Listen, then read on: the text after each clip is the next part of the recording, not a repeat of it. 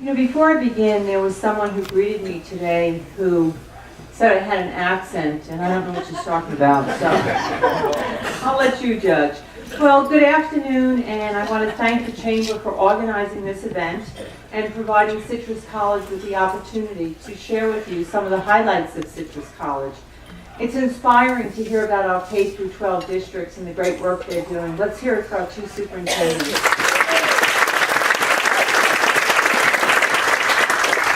Well, we've had a very productive and successful year at Citrus College, and I get to share with you the highlights and brag a little bit.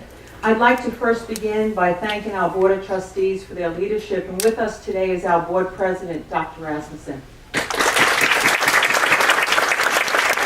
As I was thinking about presenting to you, I thought perhaps it would be best to present to you from the framework of higher education and just be a little bit more broader in terms of Citrus College.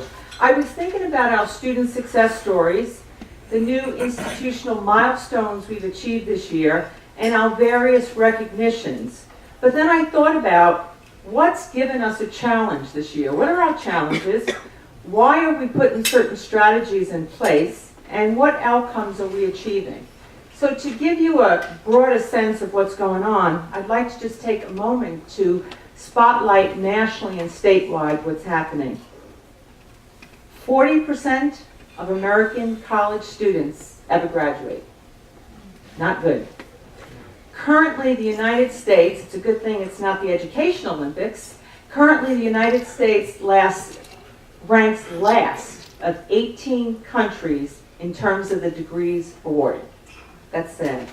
When we turn to California, we find that 54% of community college students ever complete a degree or certificate. And only 41% of students who identify their goal as a community college student to transfer ever transfer.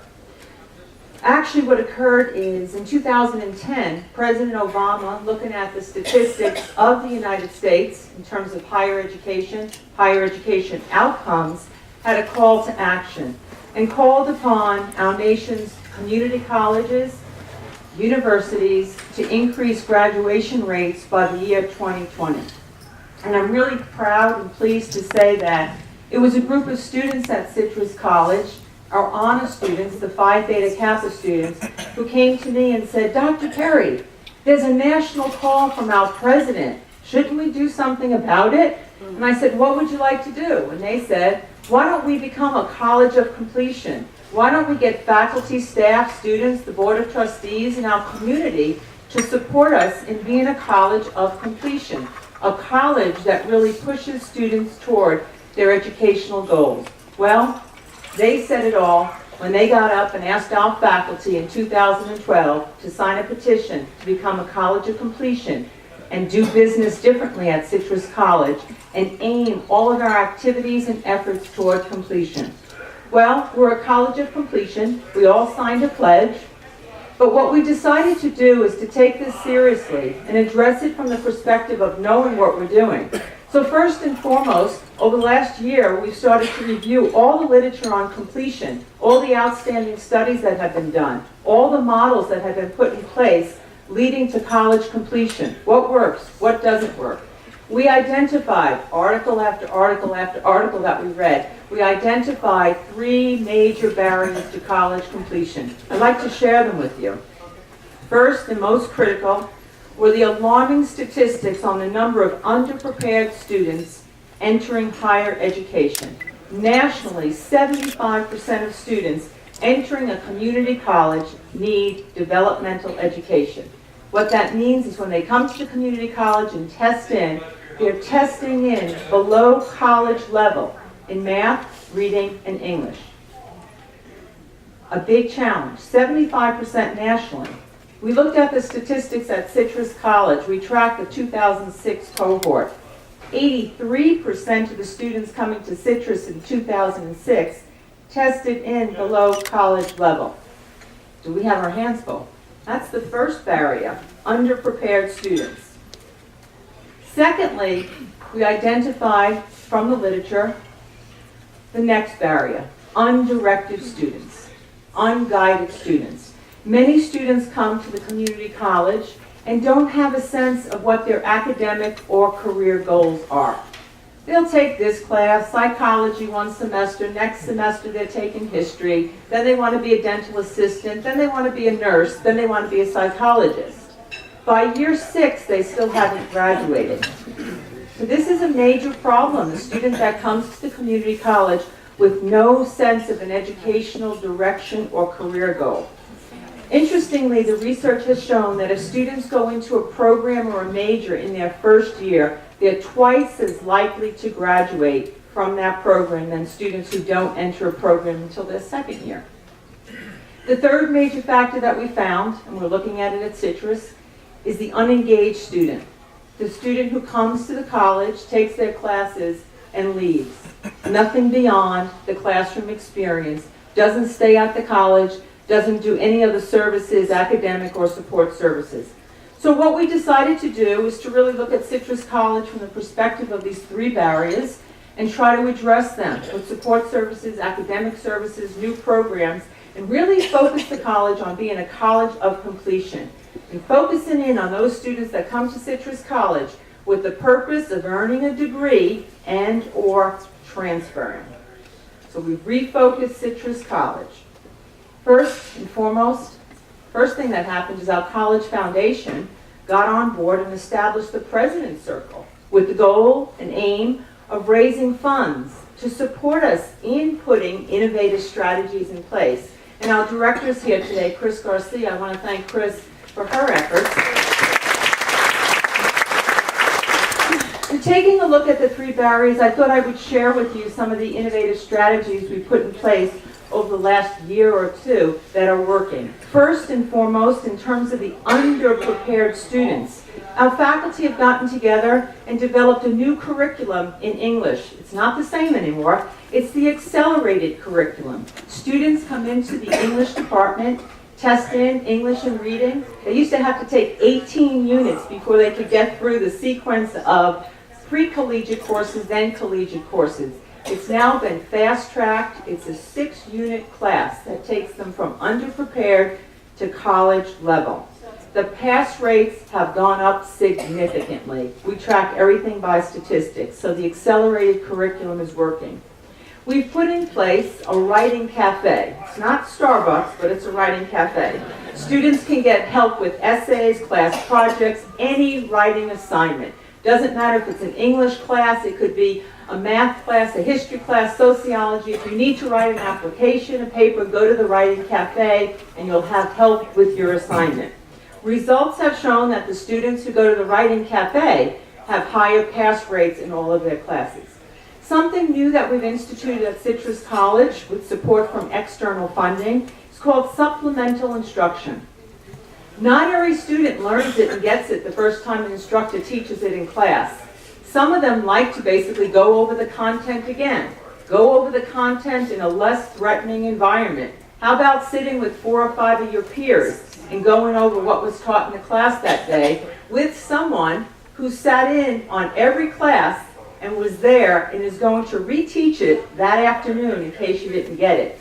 So students come to the Supplemental Instruction Center at Citrus College and they can go to Supplemental Instruction for a variety of classes and have that exact lecture components retaught to them. They can ask their questions and get to learn it in a different, unthreatening environment for those that don't want to ask a question in class. So that's basically some of the mechanisms we put in place for the underprepared student.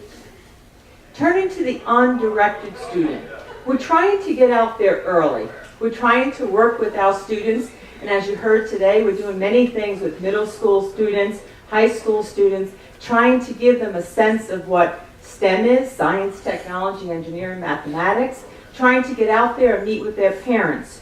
We've instituted welcome days and parent nights to bring students who are considering Citrus College and their parents to the college to learn about all the academic programs, certificates, degrees, walk the campus and get to know the different support services and clubs we have so they can make a choice. We have found that an informed parent is one of the best resources a student has. And many of our students at Citrus College are first-generation college students. So as we educate them about the educational experience and their parents now have an appreciation for a community college and what it is.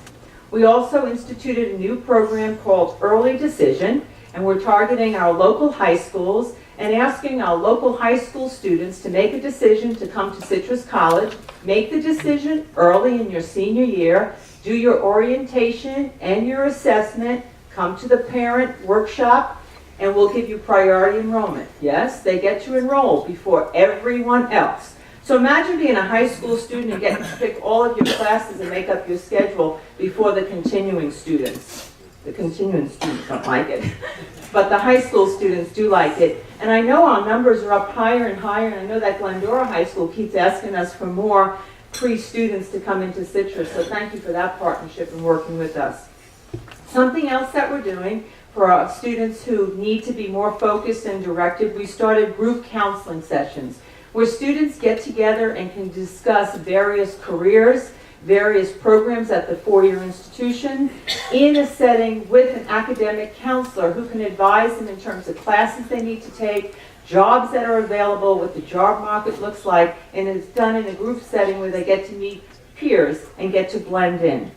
For those students of the newer technology generation, we've created an online orientation class. So you don't have to come to Citrus, you can go online and do your orientation and find out about the college experience through technology.